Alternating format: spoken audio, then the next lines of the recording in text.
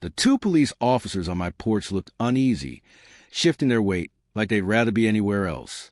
Just behind them stood a woman with a bun pulled so tight it had to hurt, her designer sunglasses perched on top of her head like a crown. She flailed her arms as though she were directing a Broadway performance.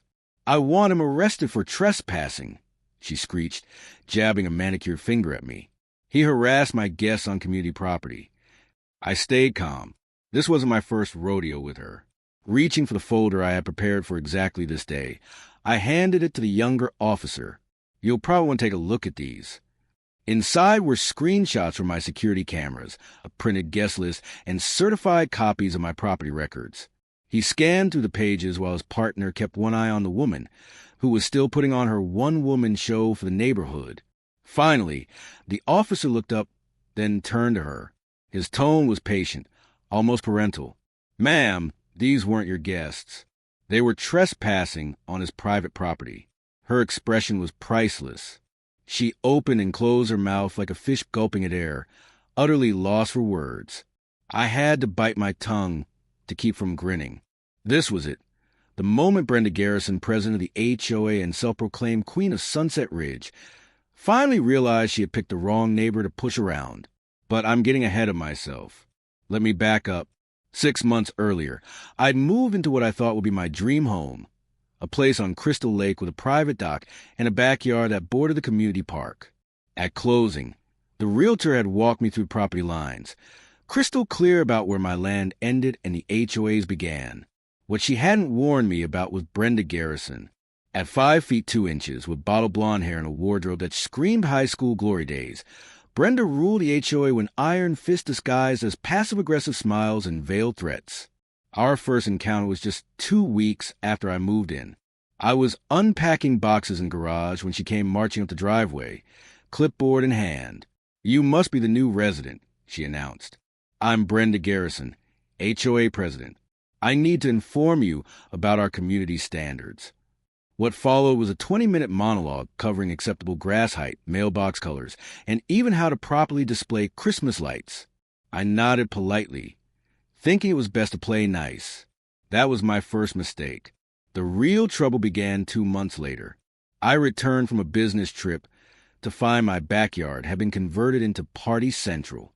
30 strangers were lounging in my chairs, flipping burgers on my grill and blasting music. Beer cans littered my lawn. Someone had even strung up lights between my trees. For a split second, I wondered if I had forgotten agreeing to host an event. But then I spotted Brenda by my dock, holding court with a gaggle of women, while gossiping about a neighbor's divorce. "Excuse me," I called, keeping my voice steady. "What's going on here?" She turned with a smile that didn't reach her eyes. "Oh, you're back. Don't worry. We're just using the overflow area for my summer social. The pavilion was too crowded." "This is an overflow area," I said, already losing patience. "This is my property." Her laugh was nails on a chalkboard. "Don't be silly. This space has always been used for community events. The previous owner never minded." "Well, I do." I shot back. "Everyone needs to leave. Now." Chaos erupted. Some guests gathered their things, embarrassed. Others, fueled by Brenda's indignation and more than a few beers, argued with me. One man named Dale slurred that Brenda told him the dock belonged to the HOA. "You can't kick us out of community space," he insisted. I pulled out my phone and showed him a photo of my deed. "See this? You're standing 50 feet inside my property line." That settled it for most people, but Brenda's face turned a dangerous shade of red. "This is harassment," she shrieked. "You're embarrassing me in front of the neighborhood. I'll be reporting this to the HOA board." "Please do," I said evenly. "And while you're at it, report that you trespassed and encourage others to do the same." Brenda stormed off, her remaining loyal followers trailing behind her like a parade of reluctant ducklings. I spent the next 2 hours cleaning up the mess, documenting everything with photos and videos. Deep down, I knew this wasn't the end, and I was right. The following Monday, an official-looking letter arrived from the HOA board, summoning me to a disciplinary hearing for conduct unbecoming a community member and harassment of fellow residents. The signature at the bottom? Brenda Garrison herself. Of course, I did some digging. I pulled up the HOA bylaws, studied the community map, and even hired a surveyor to verify my property lines. Everything confirmed what I already knew. My backyard and dock were entirely private. No HOA land had been crossed. I also installed security cameras covering every inch of my property. Call it paranoia, but something told me Brenda wouldn't let this slide. The HOA meeting was a circus. Brenda packed the audience with her friends, all glaring daggers as I entered the community center.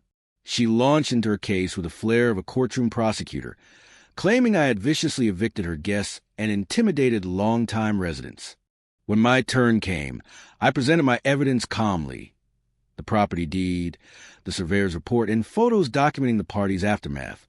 The board shifted uncomfortably as I pointed out that Brenda had never asked permission to use my property. This is ridiculous. Brenda exploded.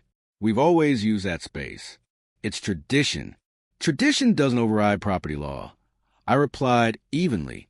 Trespassing is trespassing, no matter how long it's been going on. The board ultimately sided with me, but Brenda's expression made it clear that she was far from done plotting revenge. For weeks, the neighborhood remained eerily quiet. Too quiet. Then, one Thursday evening, everything changed. I was working late in my home office when I noticed movement in the backyard. Checking my security cameras, I saw 5 people setting up a small gathering near the dock. One of them, Dale from the previous party, was smirking as he hauled coolers and chairs around like he owned the place. "Gentlemen," I called out, "heading outside. This is private property. You need to leave." Dale grinned.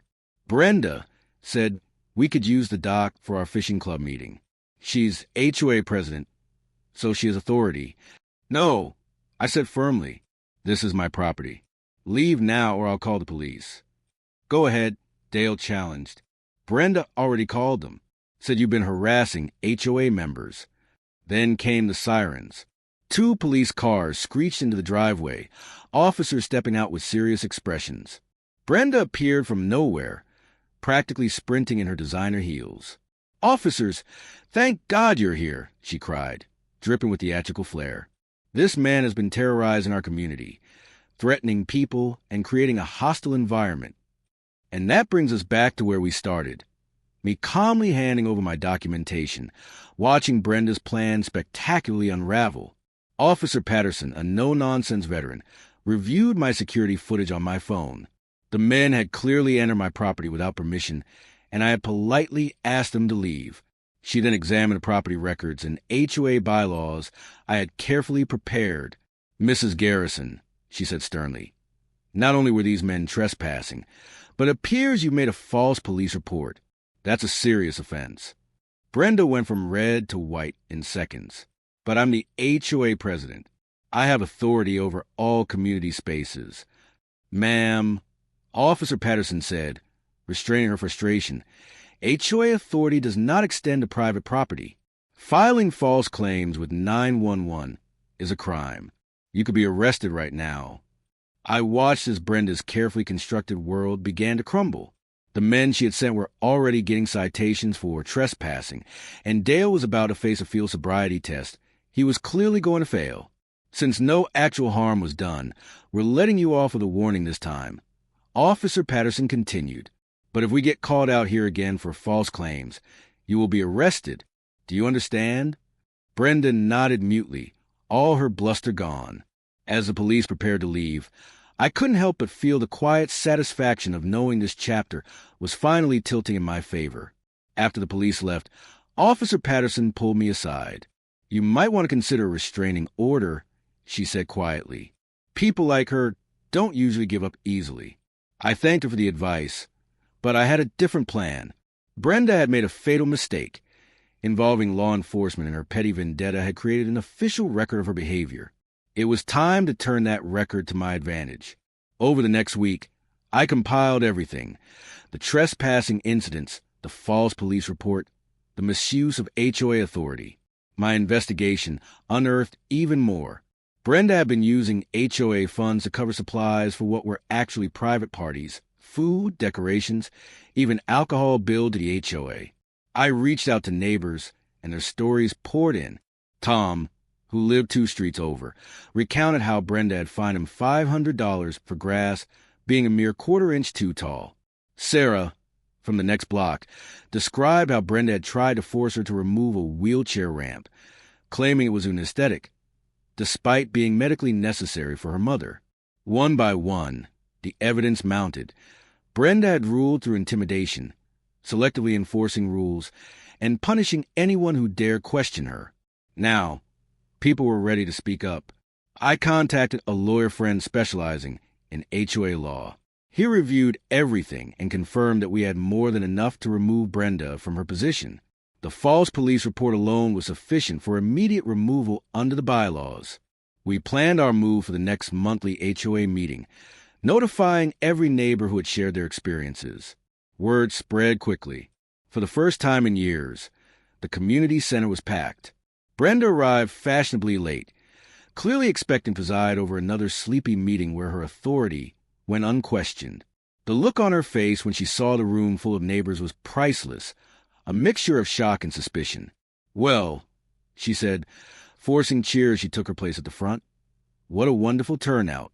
I suppose everyone is here to hear about the new landscape requirements I'm proposing." "Actually," I said, standing and holding my thick folder of evidence, "I'd like to propose we address a more pressing matter, the conduct of our current HOA president." The room went silent. Brenda's smile froze. "Excuse me, that's not on the agenda." "According to Article 7, Section 3 of the bylaws," I said, reading from my prepared notes, "any member may raise a motion for board review if it pertains to potential misconduct by board members." Her eyes narrowed. "And what misconduct are you alleging?" I opened my folder and presented my evidence methodically. The false police report, complete with the official report number and Officer Patterson's notes, the misuse of HOA funds, with receipts and bank statements obtained through a formal records request, and the pattern of harassment against multiple homeowners, backed by signed statements from Tom, Sarah, and 6 others. As I spoke, I could see the other board members growing visibly uncomfortable. Some seemed unaware of the extent of Brenda's behavior. Others, perhaps, had simply been too intimidated to act. "This is character assassination," Brenda shrieked, her voice rising. "These are misunderstandings and exaggerations." "Is it a misunderstanding that you filed a false police report?" I asked calmly. "Because I have the officer's body cam footage right here, if anyone would like to see it." The room erupted in murmurs. Voices called out for footage to be played. I connected my laptop to the projector and played the clip. Brenda claiming I had threatened and harassed people, followed by Officer Patterson reviewing my evidence and warning Brenda about filing false reports. When the video ended, the room was silent except for Brenda's heavy, uneven breathing. Her face had turned an alarming shade of purple.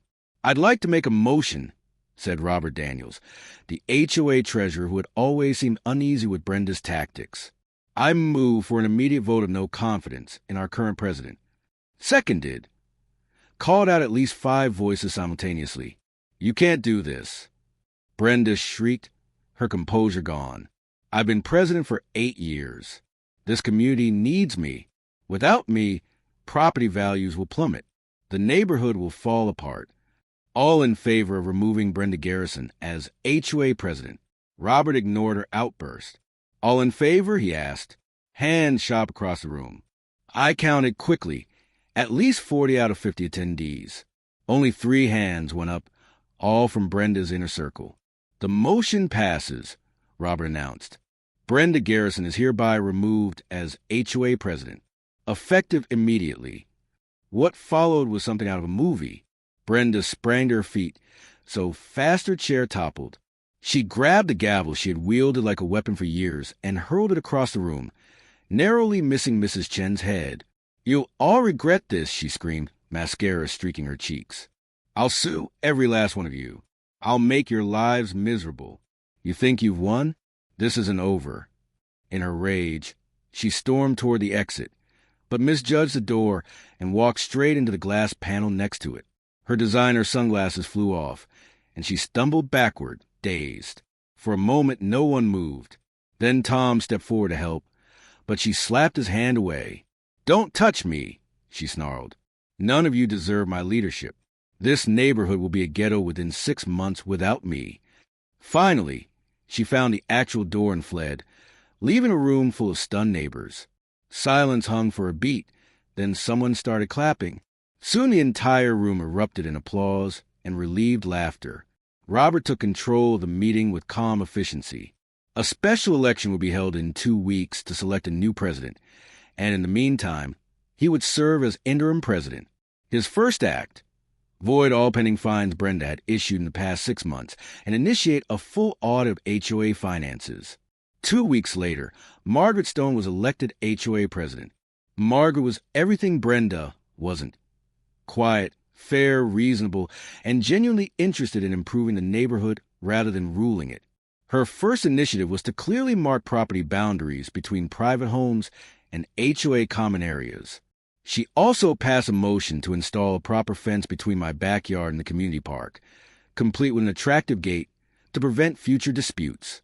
The final insult to Brenda came when the new board discovered she owed the HOA nearly $3,000 for personal expenses she had charged the community account.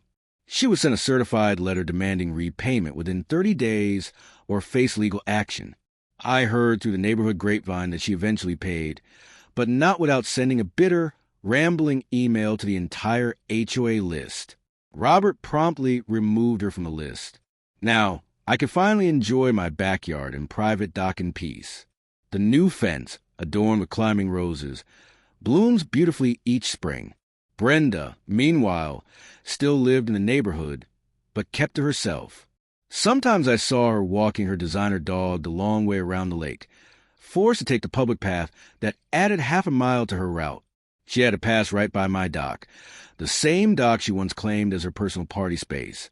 Her eyes fixed straight ahead, spine rigid with indignation. The best moment came last month during a perfectly legal, properly authorized barbecue.